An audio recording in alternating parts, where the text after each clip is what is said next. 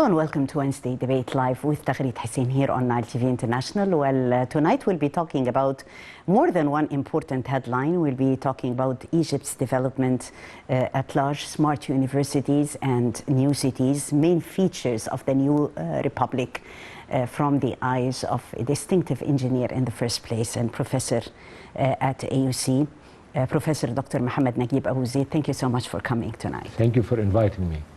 And together we'll be reading those important headlines. Egypt took great strides in the field of construction of new cities that has changed the map and the life in Egypt, naming also new universities that are on the road, important milestones and steps in education and construction, and how developing those two sectors today is considered to be an investment definitely in Egypt's human capital. No doubt Egypt is advancing, taking very rapid steps in that sphere. The state has made many achievements during the last 7 years under the leadership of President Abdel Fattah al-Sisi. We can see the overhaul in the infrastructure, the new roads, the bridges, the tunnels, and the new cities that are improving different areas also, namely energy, establishing new universities. The smart universities is definitely also a plus. The Egyptian youth can be also on the same footing like their peers all over the world. So Egypt is making today investment in people as a top priority. Professor, thank you for coming once again and talking about investments in the people is considered to be a top priority. And at universities, you are investing in people too, investing in cadres who are going to become leaders of the future and having all the potential in order so that we would see how they are going to further upgrade and develop the country. Indeed, there is no better investment anywhere in the world, anywhere in our contemporary life, and even before that, more and as vital as the one in which you invest in people. And in people here, I talk about education in its general sense, culture, behavior, advancing their mission in life, awareness, which is the greatest obstacle I see against any sincere effort for development all over the world.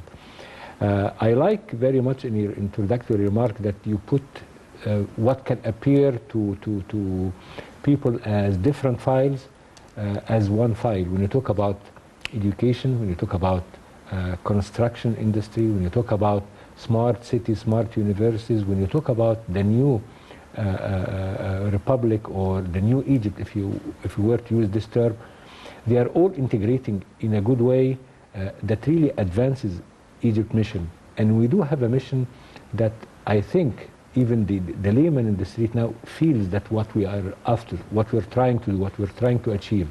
Having this kind of objective is definitely one of the big gains, despite all the difficulties and all the challenges that we're facing and we will continue to face until we reach that goal.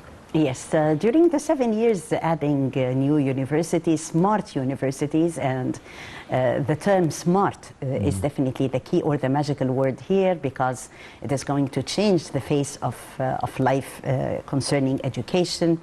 The introductory of this step, and we know quite well that you've been engaged with accreditation standards worldwide, lecturing around the world. So having those smart universities in Egypt is definitely going to change the educational map. I like very much the question because, and I can talk about it for a long time, but to be focused a little bit, I would say that over the last 5 or 6 years, the number of universities in Egypt have doubled and really doubled, not only in their number, but in their capacity to attract more students. If I were to give a reason for this, there is some kind of statistical measure in which we use that every million inhabitant of any country need one university. In other words, Egypt with its 100+ million needs like 100+ universities. We have significantly less than that. And that's why we wanted to have more universities. And not just the buildings, not just the establishment, it's to attract more people to join the university career. We want the ratio to go from 30%, which is near this one currently, to 50 and 60%.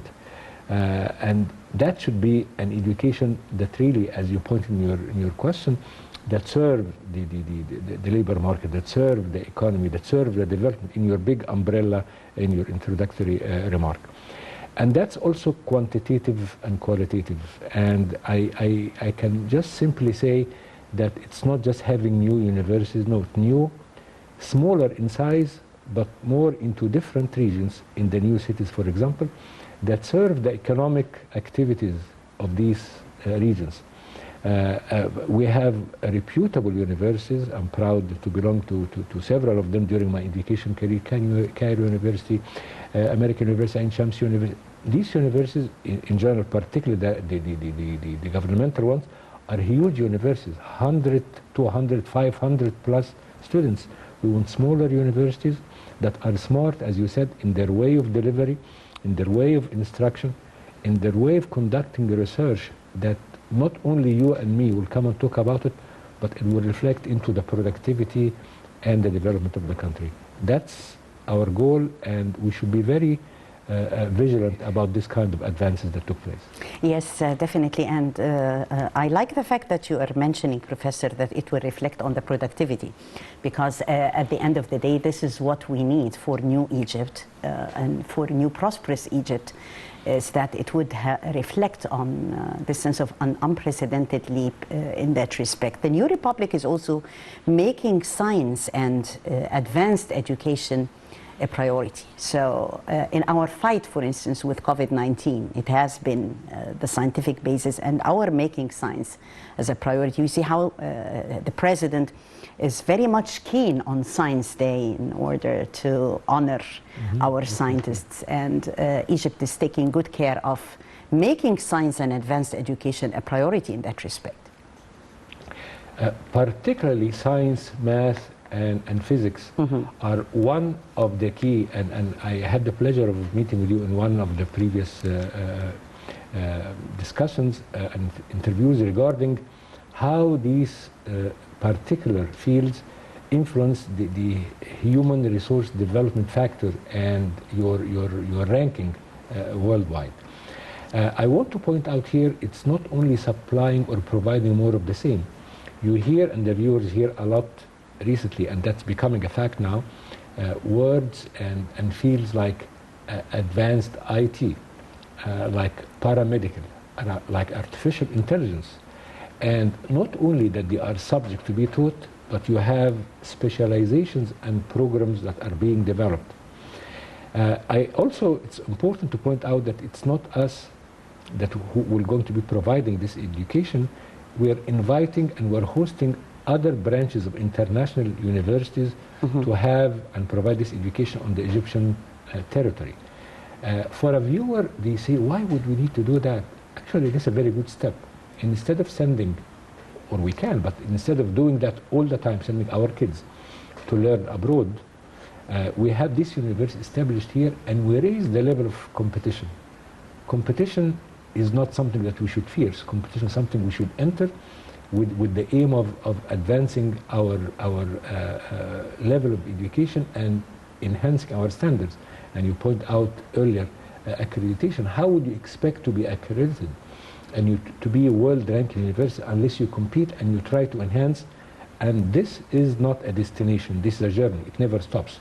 So being in that journey, being in that marathonic kind of path is what gets you there and what makes you advance. Yes, and we're still talking about this marathonic path, and talking also what does it take to have those leaps forward in the field of construction, and the construction definitely of new cities, and also in the field of advanced education and having science here, making science as a backbone.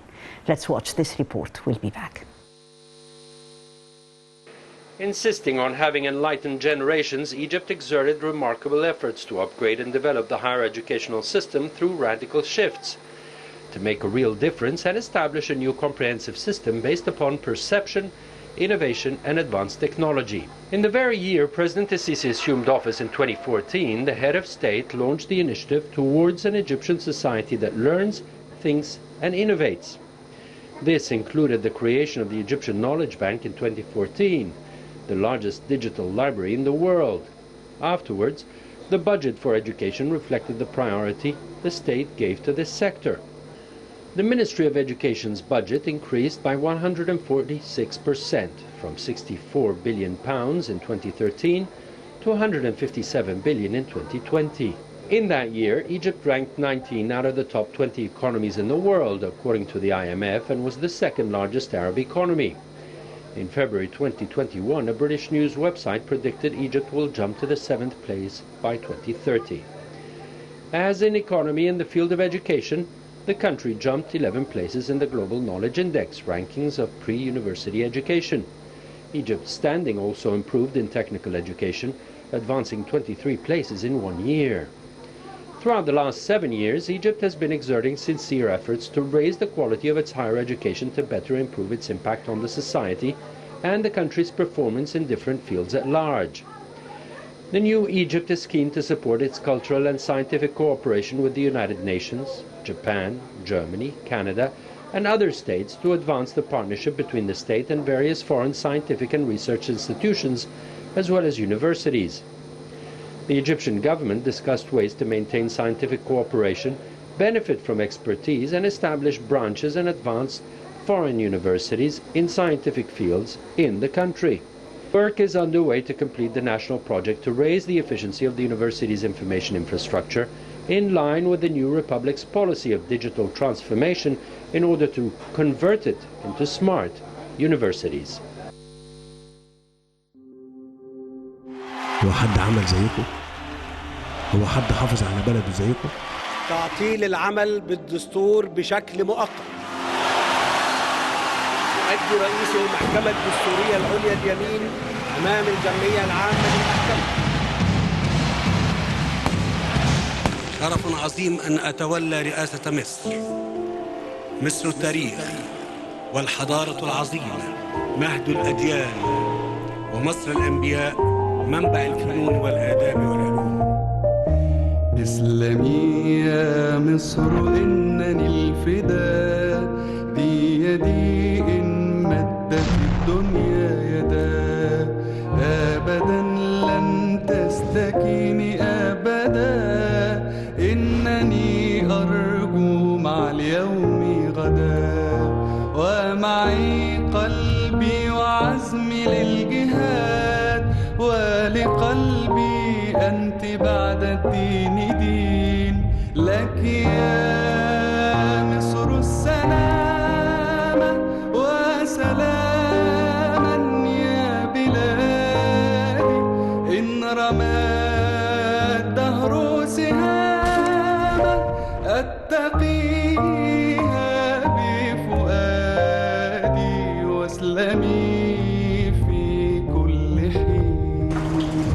اللي بيتعمل ده كله لو ما كانش وعي المصريين يحوط عليه يضيع.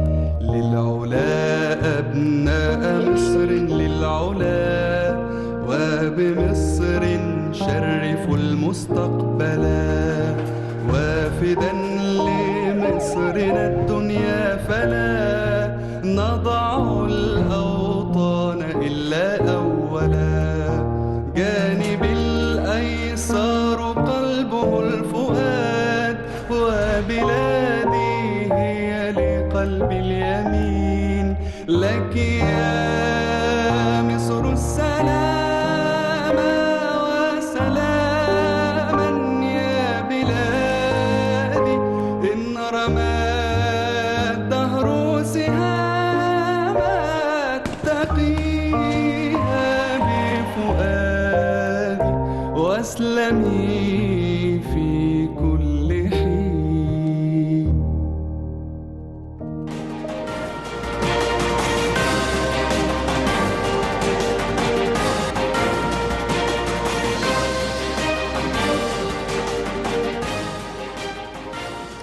So as the president was mainly highlighting that he's always pinning high hopes on the awareness of Egyptians, how Egyptians are aware today of the different challenges that are facing the country and how they are sharing in the developmental process. We were talking about the smart universities, and still those universities that are already well established and have not been that smart.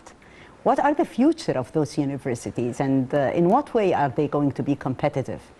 Okay, I would like to answer the question, but I would like to say before that what you just pointed out, the youth, because I wouldn't want this to go without mentioning it.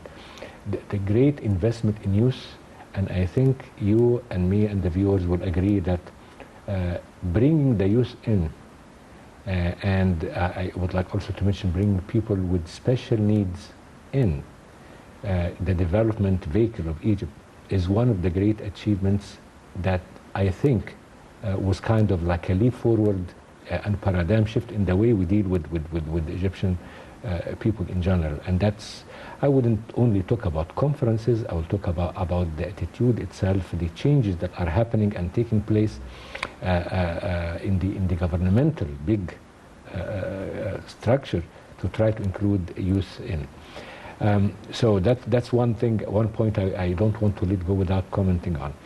The question is actually challenging because when you talk about universities that have been historically around there, and I would like here to quote one of the famous American, let's say, iconic educational experts, in which he said universities, and we're talking here about the US and the West in general, not Egypt, so it's a global statement, universities as they exist today are no longer able to compete unless they undergo a paradigm shift. Otherwise, they will decay and other forms of education will replace them. And that's why your question is very valid, because the universities that exist here and elsewhere, they have and they started already to change their modes of delivery, their modes of operation, modus operandi in general, integrating themselves more with the world of work. To give us the viewer a simple example, one of the items of the Bologna agreement that's more than 10 years ago actually, is that to reduce the number of years the student he or she spends in a university and to give part of that to the world of, or the labor market, to train his or her qualifications and capabilities to utilize them into serving the economy, and hence comes the development in its real world. You and I also know that the labor market always, and that's not only in Egypt, and in your nice introduction about me, and I thank you for it, you mentioned that I've been exposed to different countries and different universities, a large number of them actually, and you always hear that like we hear it in Egypt. Mm-hmm. People in the world of work are complaining that universities and education system in general is not providing them with what they need. Okay, you are complaining of that, you bring them in, you start to training them, so why don't you take part in the educational system, and you get incentive like reduction in taxation, like some other forms of incentive. And what's better incentive than having your own qualified skilled labor working for you, whether it's a factory, whether it's a bank, whether it's a hospital, in nursing career and so on.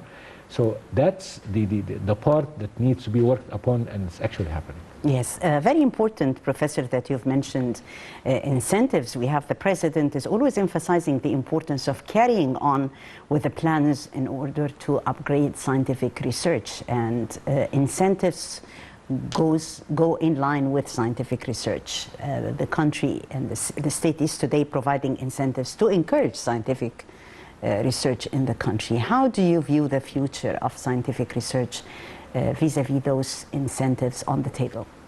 Over the last few years, and here I'm not exaggerating, our record in the past was not that impressive in scientific research. Over the last, I'm talking about compared to other countries neighboring and elsewhere, we were not that, our record was not impressive. And over the past few years, we have advanced significantly. Again, still far from our ambition, but let's just be clear that we are one of the top, the first or the second one across Africa in the number of patent and published research worldwide. We are definitely number one in the Arab world, but is that our ambition? No. We want to be closer to the Western Hemisphere and actually in the East. If you talk about Malaysia, if you talk about Taiwan, if you talk about China, there is a lot of advance in this regard. Incentives here are not, when you hear the word incentive, the viewer or other friends would perhaps think of the word financial incentives. Incentives could be financial, but that's not really the real thrust of an incentive. Incentive is to have these people, most of the people who are really well into research, they need to have their own laboratories, they need to have their own funds for their research.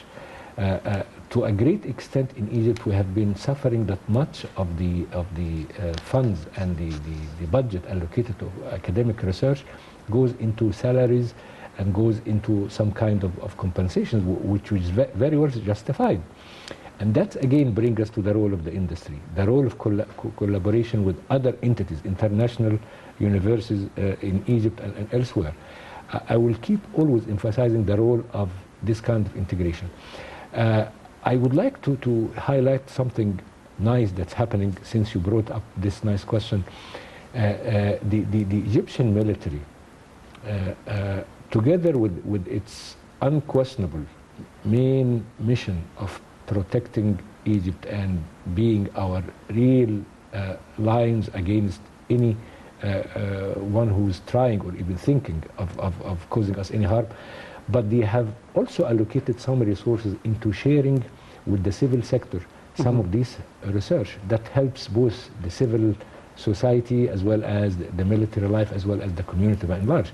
So these kind of multiple forms of cooperation really helps advance this mission in a good way. Yes, and this reminds me also of the knowledge bank, the idea of the knowledge bank, where it becomes like a hub.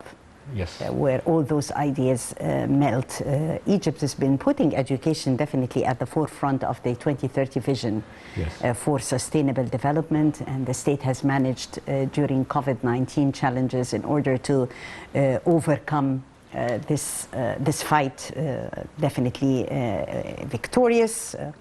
We've been among the first countries to be keen on our nationals and provide them with the vaccines free of charge.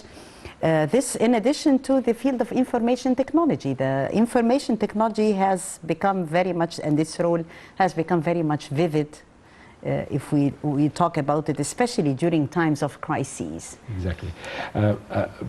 Let me, and I don't want this to sound as a compliment, let me commend very much the reports that your channel prepares, because they are actually quite comprehensive and they compact a lot of achievements in a very, very short few minutes, which is the viewers, I think, if they are on website, they are very nourishing to go through them and very beneficial. And actually to mention something about the information bank and how it's being used, I don't want to divert from the question, but I would like to say that this information bank also helps in changing the way we do assessment to our students in the educational system. We have been suffering, and we're still suffering from the problem of cheating, plagiarism, and so on. And we needed, and we must change our way of assessment of our students and in the educational system, and that's happening, and that really helps very much in this regard.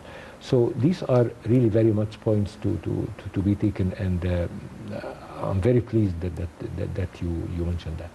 Glad you liked it. Concerning the efficiency of the university's technological infrastructure, Professor, this has also been one of the strong points if we look into university standards worldwide. The infrastructure of our universities is actually, I would rank it as good to very good. Not excellent, but certainly not poor or bad. So it's really good. Most of our universities, especially the well-established one, have good territory, space, and with the infrastructure, I will talk about the supplies of these universities. So it's not really something that we should complain from. What we should really work to enhance is and I like that again in your question, the IT, how can we change, and that was also in your report, the rooms into smart classrooms. Yes. The same room or classroom that will be used with the desk could be converted into a small lab in which we don't need all of us to go to a lab to see things. Using simulation programs, because we don't need to go physically everywhere to do what we want.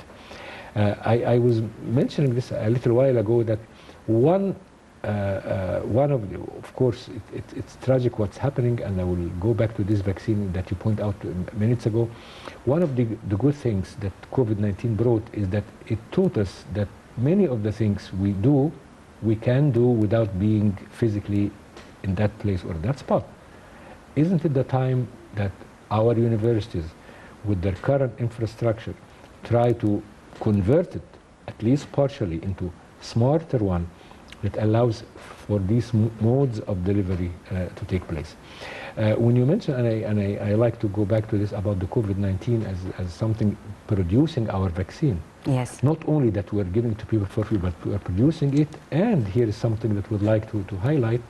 Alhamdulillah, knock on wood, we are trying to be a provider for Africa. So being part of Africa, not just by our contribution, but by actually trying to help in time of need. And Africa has some alarming signs these days that this, heaven forbid, virus could spread faster than it used to be before. Yes. So Egypt is there to help, and inshallah will provide this. Definitely a continuation, and we are reaping the fruit of what Egypt has definitely achieved in a very fruitful year of the Egyptian chairmanship of the African Union. But it did not stop there, but we are continuing this sense of support and this sense of coordination with the African leaders on more than one level. From the smart universities to the field of construction, and to every corner where we can see new roads, the overhaul of the infrastructure in the country, building new cities. This has been changing the face of life in Egypt, and also further attracting foreign direct investment. Nile TV International was honored to visit El Galala new city. And we experienced how this place is really magic, and how Egypt had leaped forward in that respect. I had the honor to be overlooking the whole mountain and the space in the telefric. That is an experience that I really recommend. Let's watch, and we'll be back to further discuss.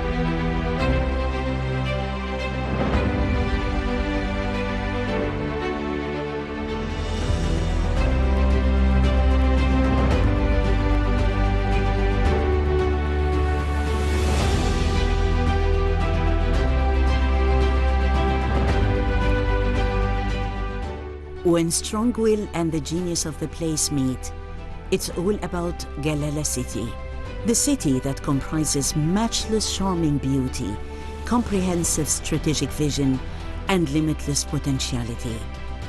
From impressive mega projects to stories of success, in each and every field in Egypt. Galala City is one of the state's incredible projects, with its buildings carved into cliffs and hillside, turning the mountain into a picturesque city, embracing the Red Sea with its tranquil, magnificent views and sapphire blues. Situated on the highest mountain plateau between Ain al-Sukhna and Za'farana, over 800 meters above the sea level, at its highest elevation and overlooking the Red Sea coast, Galala City is considered as one of the largest Egyptian development projects, with a unique tourist attractive location, virgin beaches, and high altitude that gives the city the climatic advantage of a temperature drop below sea level of 10 degrees. The very special thing about the city of Galala is that it centers on a balanced approach towards development and preservation of the surrounding environment. No doubt, Galala City takes coastal cities in Egypt to new heights and levels, with its breathtaking views, landscapes, diversity, facilities, housing and residential projects, commercial areas, tourist sites and attractions, as well as the technological and architectural progression. The master plan and detailed master planning of Galala City focus on developing a sustainable, dynamic, mixed-use area based on a framework of land use, public land transportation, new road systems, and public spaces that integrate the existing ecological conditions of the place. We're still on our exclusive coverage at Galala City, that beautiful international city on Egyptian soil. And for the first time, Nile TV International is covering this important developmental project that is being held here in Egypt under the leadership of President Abdel Fattah el-Sisi, marketing Egypt to the whole world, building new cities and developmental cities all over the country from Galala City. And as you can see, while we are at the telefric right now, you can see at my background that the sea is appearing. You can see the boats, the vessels, a beautiful destination. And this, when it harmonizes with the mountains on both sides, it's definitely an exclusive masterpiece. And you can see that here, you can see that and witness that beautiful scene here at Galala City, an international city on Egyptian soil that is awaiting your visit, and more to come on Nile TV International.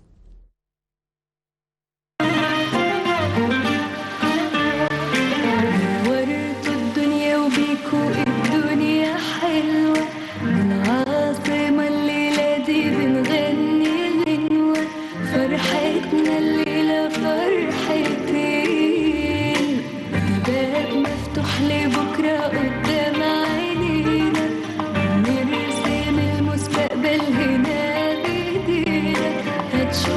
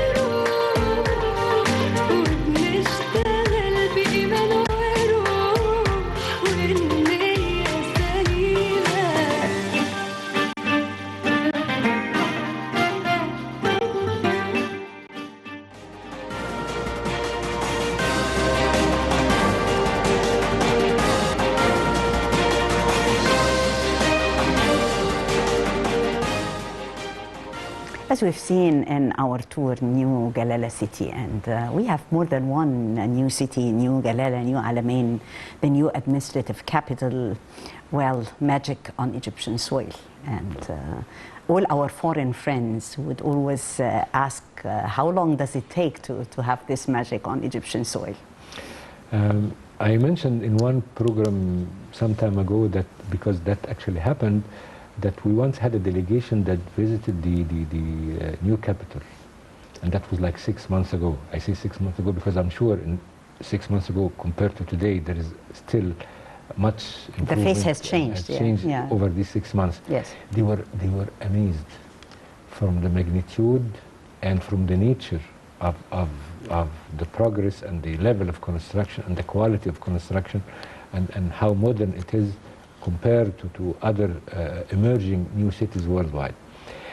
In your program, I'd like to comment on something. We're talking here about, for example, El Galala as one of so many new locations, whether they are resorts, whether they are new cities, whether they are closer to becoming mega cities here or there, because the new administrative capital is certainly not going to be a town, it's going to be a capital. It's going to be a large city in the coming few, not too large hopefully, but going to be like that in a few years from now. In your earlier discussion, you were talking about universities. Yes. And here you're talking about a new city or a new location where there are also universities, and that brings me back to my opening remarks about the integration of these things. Mm-hmm. When you have a university in a new city, you attract people to come in one of so many ways of doing that. Roads and infrastructure and stretching these roads, and very much true, as you said. How would you be able to attract foreign direct investment without having a good infrastructure, roads, electricity, supplies of water, harbors? Let's not forget the harbors and the integration and the development of the Egyptian harbors over the years. Speaking of that, I would like to point out that one of the items in our human resource development enhancement in ranking was the development that took place and the improvement in the service of the Egyptian harbors, whether on the Mediterranean and on the Red Sea. Yes, from the eyes of an engineer, a distinctive engineer, Professor, how do you see those new cities, technically speaking, the infrastructure, building them, the technique itself according to which they were built? Many things to say. First, I like to talk about records and breaking records. There are so many traditional and conventional ways of construction that have been not put aside but have been surpassed in these new cities. First of all, we are making our building stronger and more durable, and that's in itself an achievement. Not only like the iconic tower that's very high, the highest in Africa going to be, or the strongest or the largest let's say base or a foundation for a building, which was in itself a technical challenge since you brought this up. But let's also emphasize the technical aspects, the environmental ones. These new cities will definitely breathe a cleaner air, will have more of greenery in there. Not just we have gardens, no, in between the buildings. The way we supply our energy, are we going to rely on fossil fuel like gas and petroleum? No, there is the solar energy, the wind energy.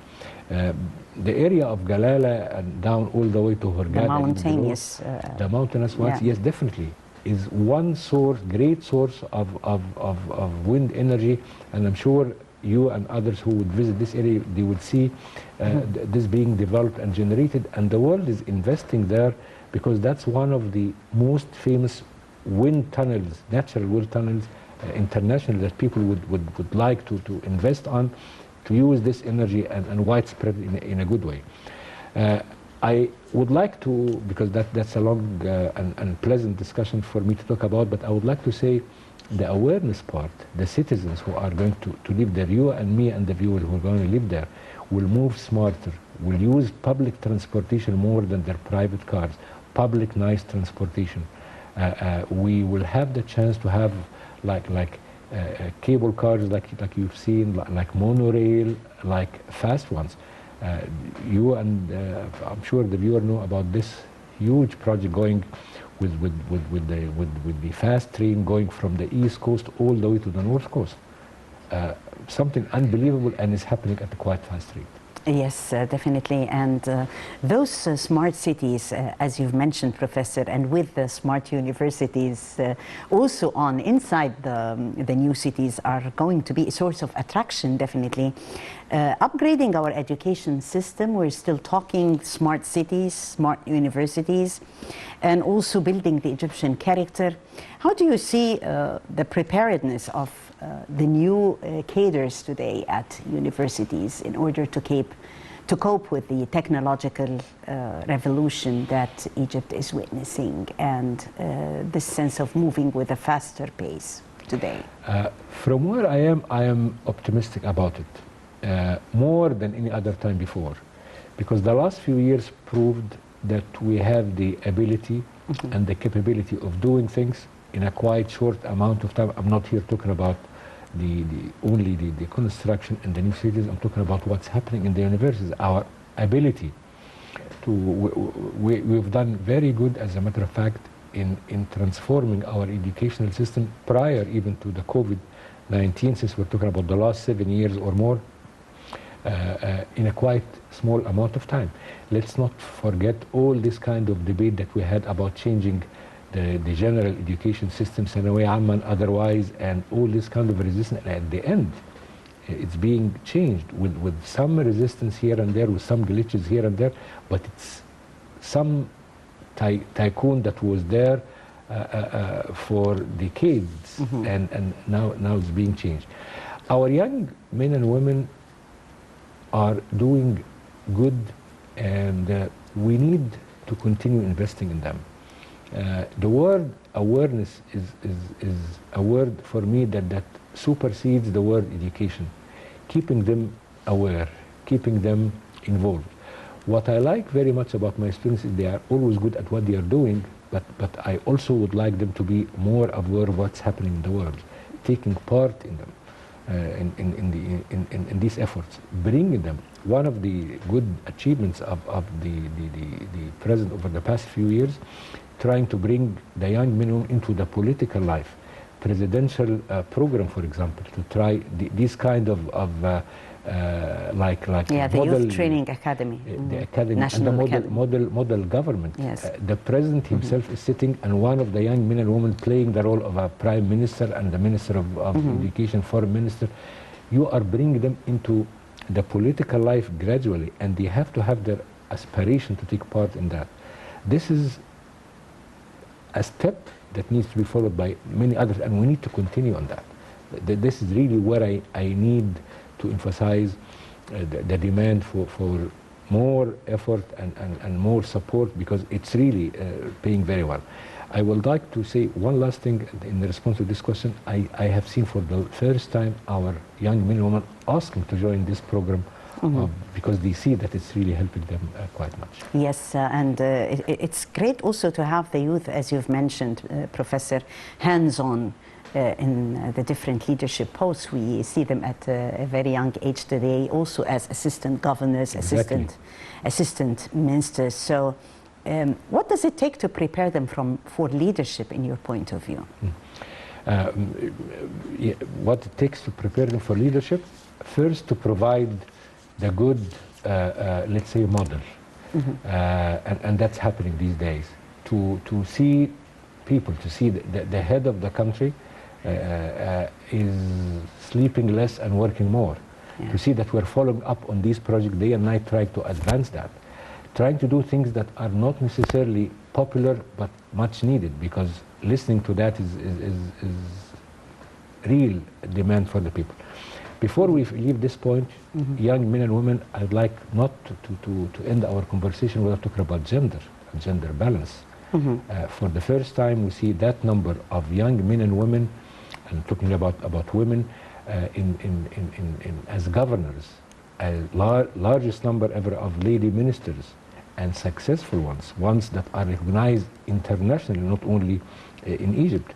Yes. Isn't that something that we all, men and women, Egyptians, should be proud of? Yes, we're really proud of all those achievements, and I thank you so much for coming tonight on to Wednesday debate, Professor Dr. Mohamed Naguib Abu Zaid, Professor of Engineering at AUC. Thank you for always adding value, Professor. Thank you. And I thank you, dear viewers, for joining us. That was the Daily Debate for tonight. And I'm Taghirit Hussein, thanking you all for watching.